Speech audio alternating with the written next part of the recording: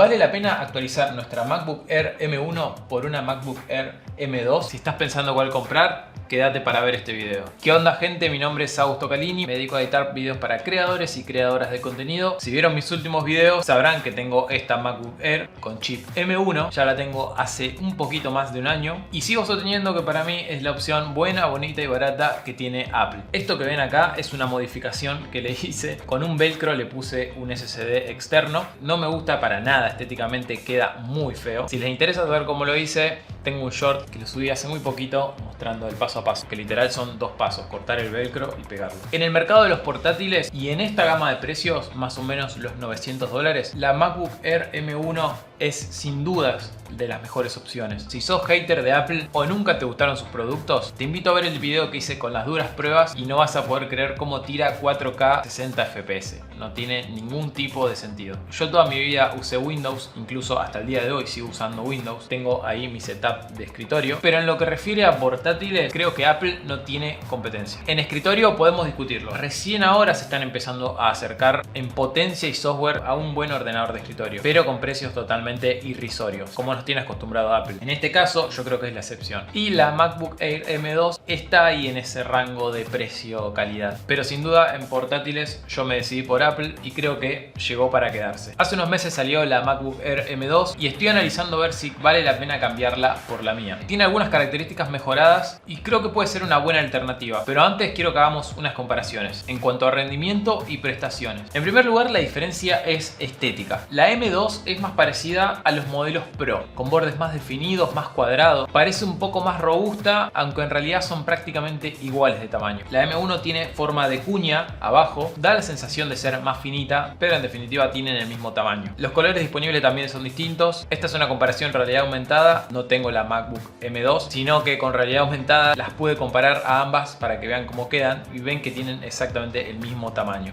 A mi gusto tengo que admitir que la M1 a mí me gusta más. Me parece mucho más linda. Pero algo que sí me molesta mucho de este diseño son las patitas que tiene, estas gomitas que son muy chiquitas. Yo antes de colocarlo en cualquier superficie tengo que pasar un trapo porque si no, al apoyarla tenés un granito de arena abajo y ya toca, porque no sobresale mucho. Entonces, bueno, eso es un gran punto en contra que con el nuevo diseño lo mejoraron. Incluso tengo un par de rayones por acá, justamente por eso mismo, porque siempre queda algo en la mesa, siempre, por más que le pase un trapo, algo queda en la mesa, una migaja de pan, la moves así un poquito y ya te la raya. Estéticamente prefiero la M1, pero la M2 es más funcional que tenga los piecitos o los soportes más separados, así que eso está bueno. En cuanto a conectividad, la M1 es muy básica, tiene estos dos puertos USB tipo C, Thunderbolt 3, que también funcionan como puerto de carga. Del otro lado, un jack para auriculares y eso es todo. Obviamente con distintos tipos de adaptadores o hubs se pueden ampliar los puertos. Les recomiendo ver este video donde muestro en detalle los adaptadores que me compré para la MacBook Air. Y a diferencia, la MacBook Air M2 tiene exactamente lo mismo, pero le agregaron el puerto MagSafe, que es un cargador magnético. La verdad está bueno que lo hayan agregado para no perder un puerto mientras estamos cargando. Es uno de los principales inconvenientes de este modelo, pero sinceramente no me emociona tanto. Mucha gente estaba desesperada con que necesitaban ese cargador, porque esa prueba de golpe, entonces te la chocas y no te la llevas puesta. Pero a decir verdad, hubiese preferido tener un puerto USB más antes que un MagSafe. Teniendo 3 puertos USB le podemos dar un uso mientras no se esté cargando. Teniendo un puerto USB-C más hubiese estado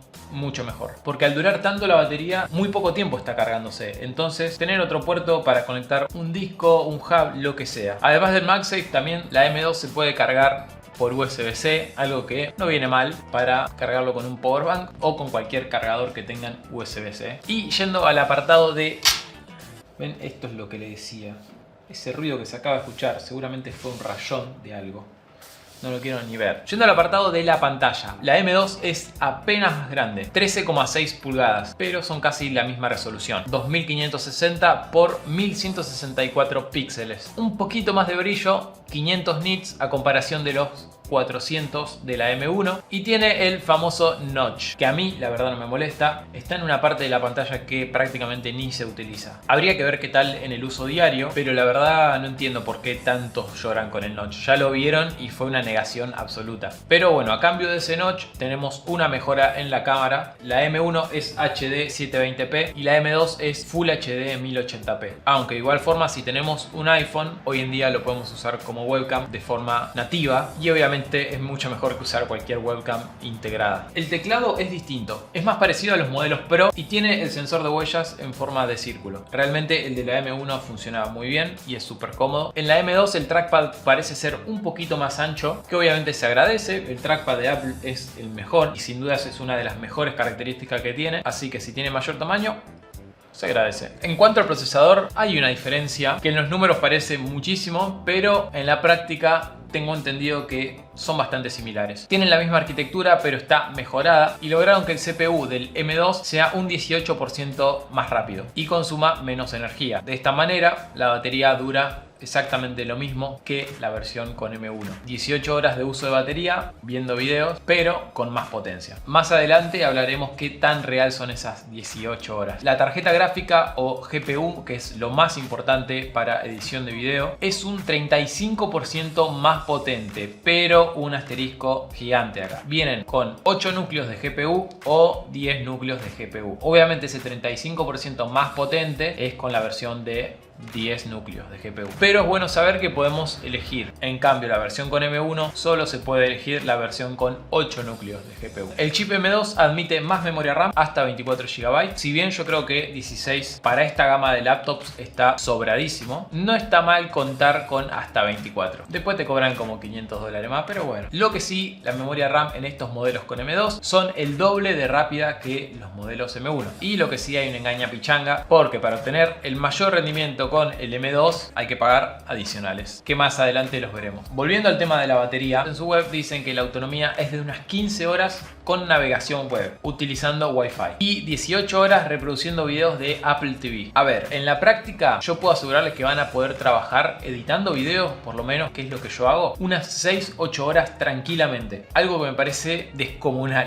Totalmente impensado para una laptop con Windows, que a duras penas podría llegar a durar 1 o 2 horas, como mucho 2-3 horas, ponele. Encima te bajan el rendimiento de los componentes cuando editas con batería, algo que la MacBook no lo hace. Tenemos siempre el mejor rendimiento. Y otra cosa que también he probado con esta MacBook es que se puede cargar con un power bank de alta velocidad. Sin dudas, en el ámbito de los portátiles estas cosas son muy importantes y es algo que Apple no tiene competencia. Ninguna marca ni siquiera se acerca a esto. Puede que una Surface de Windows se acerque un poquito, pero por el precio que tienen realmente vale la pena ir por una MacBook. Veamos cuáles son los precios según especificaciones de la MacBook Air con M1 y la MacBook Air con M2. Estamos en la web de Apple, el M1 a 999 y el M2 a 1199, 1000 y 1200. Si le damos a comprar, podemos ver las características y personalizarlo a nuestra medida. Los 3 colores que habíamos visto antes de la M1 y vamos a ver qué nos deja armarlo a nuestra medida. Obviamente la más base de todas, con 7 núcleos de GPU, un SSD de 256 y 8 de RAM, la tenemos por $1000. Luego lo que nos deja modificar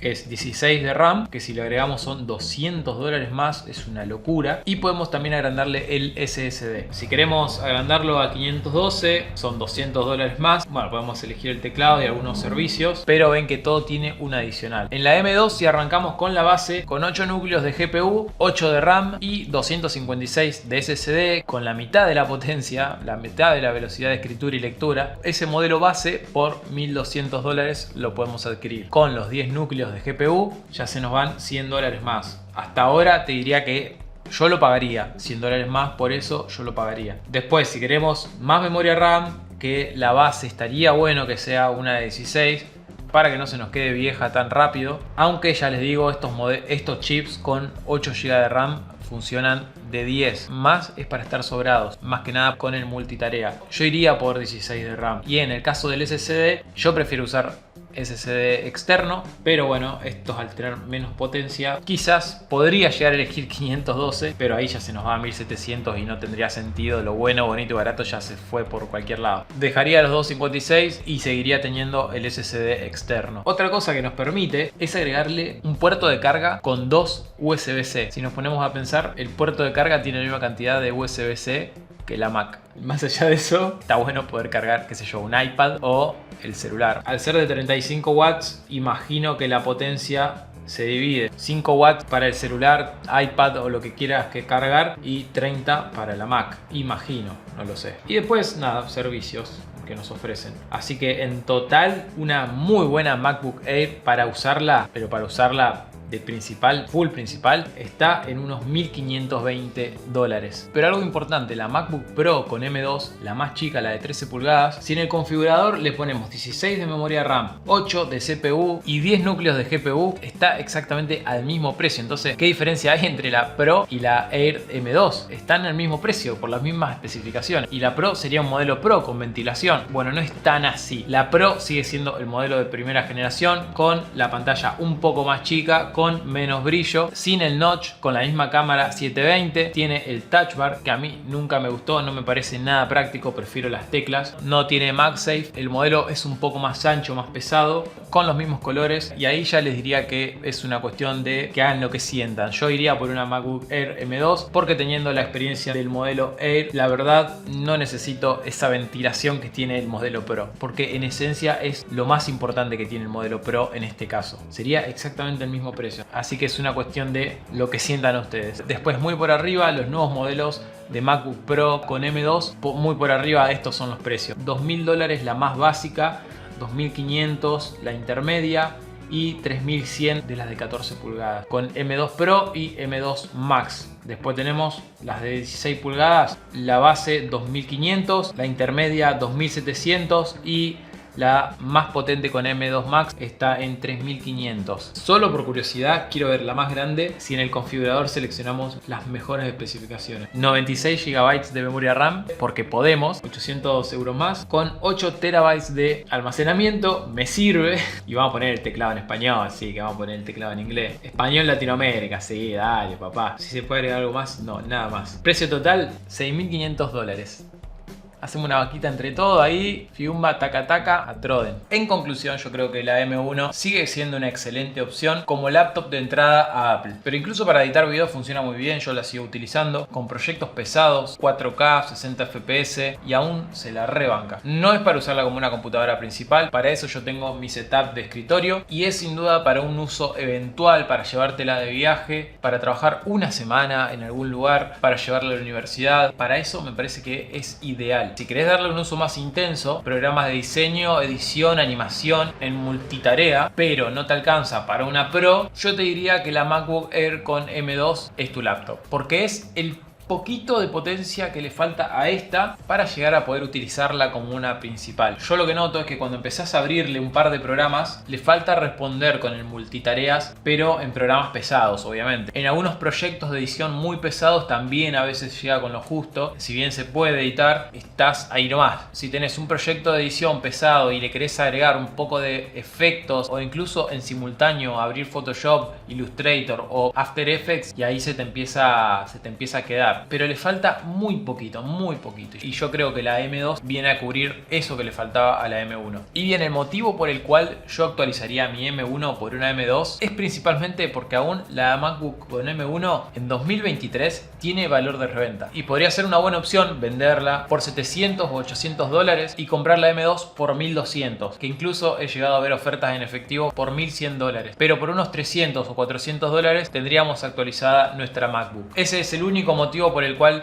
la actualizaría y estoy pensando seriamente en hacerlo. Ahora, ¿por qué iría por la versión Air M2 y no por la Pro M2? Sencillamente porque la Air M1 hoy en día me sirve muchísimo. Entonces, ¿para qué gastar tanto en una Pro que a mi parecer están muy sobrevaloradas en comparación con lo que ofrecen las Air por un precio muy inferior? Me interesa un poco seguir con lo bueno, bonito y barato, pero con un poquito más de potencia que la M1. Y quizá deje de lado mi querido velcro con el SSD pegado e invierta en un hub donde ya está integrado dentro el SSD y tiene incorporado los puertos extra que necesito para olvidarme por completo de los cables. Si tienen dudas sobre qué MacBook comprar, las M1 Pro y M1 Max han quedado de oferta. Podés ver este video donde aclaro todas las diferencias de las MacBooks con chips M1. Mi nombre es Augusto Calini y nos vemos la próxima.